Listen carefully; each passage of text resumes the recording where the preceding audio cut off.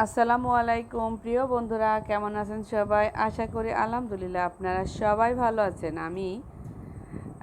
আমার এক আপু আমাকে মাংস আর খিচুড়ি খেতে দিয়েছিল। খিচুড়িটা ভিতরে মাংস দেওয়া আর একটু তরল, একটু ব্যতিক্রম।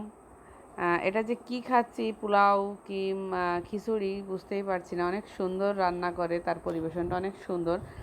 আপুর রান্নাটা আমার বেশ ভালো লাগে। তো মাঝে মধ্যে আপুর রান্নাটা আমার খাওয়া হয়। তো বন্ধুরা, ভিডিও এই পর্যন্ত। ধন্যবাদ সবাইকে। আল্লাহ হাফেজ।